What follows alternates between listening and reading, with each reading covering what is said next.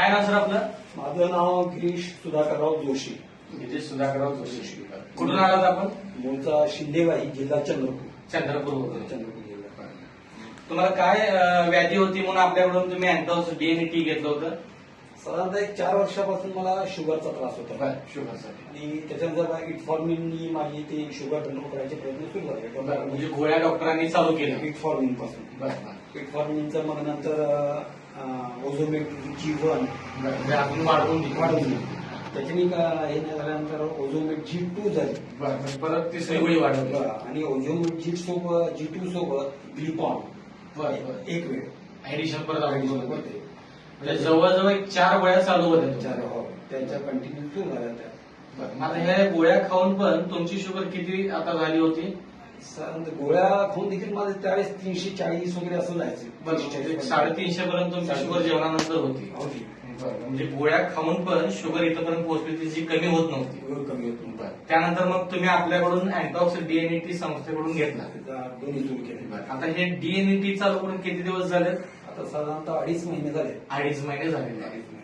आता 2.5 महिन्यापासून आपल्या समर सोशल फाउंडेशनचं अँटॉक्स डीएनए अँटॉक्स टी घेता. तर डीएनटी घेतल्यानंतर तुम्हाला आता काय वाटतं? काय काय रिपोर्टमध्ये चेंजेस होत झाले? खूपच छान आहे. म्हणजे मी टोटली स्वतः समाधानी आहे. डॉक्टर साहेबांशी बोललो, डॉक्टर साहेबांनी दाखवले. तर ते हे चेक केल्यानंतर पहिल्या वेळेला 87 म्हणजे जेवणाआधी 87 आली. जी आधी किती होती? 87. ती जेवणाच्या आधी माझी 150च्या होती. बरं, 150च्या वर होती. ती आता आपल्या घेतल्यापासून आली ती 87, 92 अशी दोनदा आली. बरं. आणि हे घेतल्यापासून तो एक तर फायदा आहे. आणि जेवणानंतरची शुगर किती होती आधी? 300, 350 पर्यंत. 350 पर्यंत. आणि आता हे घेतल्यानंतर ती साधारणतः 130 ते 150. अभिनंदन.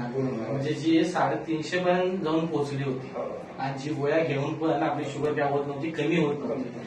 पण आता आपण ह्या अँटॉक्स डीटीचा वापर करून जवळ 2.5 महिने झाले. आणि 2.5 महिन्यानंतर तुम्ही जो रिपोर्ट काढलेला आहात त्या रिपोर्टमध्ये आपल्याला आता शुगर दिसते जेवणानंतर 130. जेवणानंतर 130 ते 150. म्हणजे जवळपास आपण नॉर्मल रेंजवरती आलेलं दिसतोय. मग हे रिपोर्ट तुम्ही डॉक्टरांना दाखवले का? हो, सरांशी बोललो. त्यांनी स्वतः शुगर चेक केली.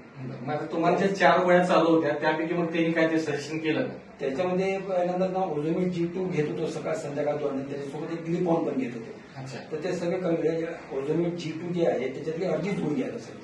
म्हणजे ज्या 4 गोळ्या चालू होत्या त्यातल्या जवळजवळ 3.5 गोळ्या कमी केल्या. आता फक्त अर्धी गोळी दिवसातून एकदा घ्यावी लागते. होती ती पण कमी केली त्यांनी. त्याच्यानंतर आता त्यांनी हे मेटफॉर्मिनची एक गोळी साधी ती फक्त एक गोळी आता फक्त चालू ठेवली. बरोबर. म्हणजे डॉक्टरांच्या सजेशन नुसार आपल्या झालेल्या ह्या चेंजेस नंतर डॉक्टरांनी 3 गोळ्या कमी केलेल्या.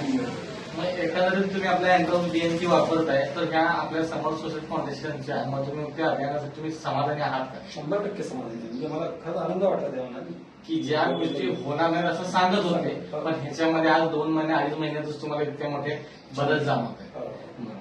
तर ही व्हिडिओ आपण अनेक ग्रुपवरती अनेक लोकांपर्यंत पोहोचवली तर तुमची काही अडचण नाही. तर कारण आपल्यासारखे असे अनेक लोक याच्यामध्ये ग्रस्त आहेत. तर आपला जर याचा व्हिडिओ जर अनेक लोकांपर्यंत पोहोचला तर त्यांनाही त्याचा. तर तुमच्या लोकांना काय सांगा? मी स्वतः बऱ्याच लोकांना याचं सजेशन देत आहे. हे घ्या.